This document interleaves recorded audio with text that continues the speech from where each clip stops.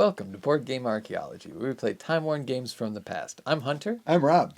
And today we're playing Hi-Ho Cherry-O. Hi-Ho Cherry-O, originally from 1960 by Whitman. This is a 1981 version, and I think they're still making this game today. It's for 4 to 8-year-olds, and 1 through 4 people can play. The goal of the game is to be the first person to pick the cherries off your tree. Yep, and this version, the 1981 version, comes with these cool plastic cherries and trees, and of course a big spinner, because either it's going to be spinner dice or cards. It comes with 4 plastic tubs and a bunch of cherries. Actually, each tree carries 10 cherries. Yeah, essentially, you just pick someone to go first, and then, from there, you take a go at the spinner, and you're rather going to end up on the single cherry, the double, the triple, or the 4, and it means exactly what you think it would. You would take that many cherries. So in this case, I'd take 4 cherries off my tree and put them in the cup. And then I would spin. So there's 2 other things on there. There's a bird and a dog. And when you land on the bird and the dog, I just got a 2, so I'll take 2 cherries off my tree. But the bird and the dog, if you get on that, you have to put 2 cherries back from your bucket back to your tree. And then, of course, there's the dreaded, I've spilt my cherries. The spilt the cherries bucket. The worst possible scenario. Put all the cherries that you've collected thus far back onto the tree. Yep. And this is made for young people, and it's very, very, very easy. But I could see that it would be frustrating, especially as the board gets warped. It's got kind of a warp to it, and that warp kind of throws you almost at a 50-50 chance of getting that bucket or the 3 cherries.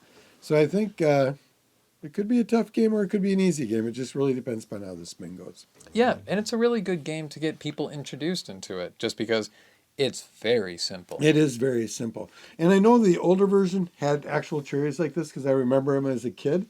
The 81 version has these plastic trees and cherries.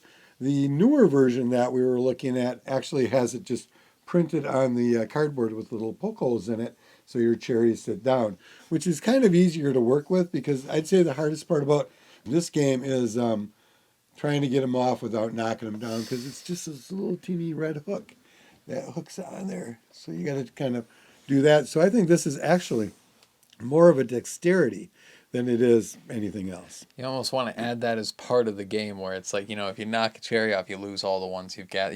You instinctively kind of want to add to it and make it more complicated, I almost feel like. Right. And as we've said before, this one is ages 4 and 8.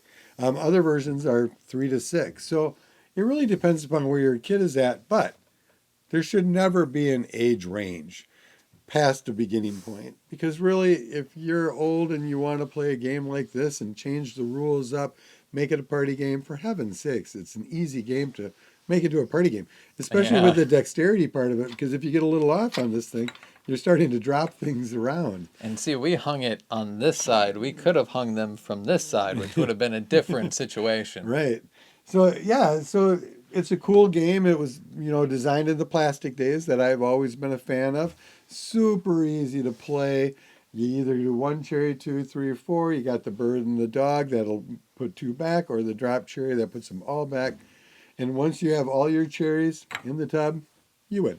I wouldn't be surprised if this was like someone's kind of like first game that they kind of got into in the same way that Candyland is for some people. Yeah, yeah. This was donated by a friend on Facebook Marketplace. And once I told them it was going to be on the show, they said, please take them and do a good show with them. So we didn't get charged, and we'll probably donate these to a school or something after we're done.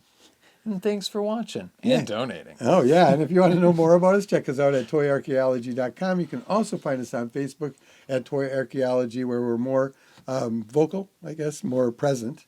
And don't forget to subscribe and like us and share us on our YouTube channel. We'll see you next time. Bye. Bye.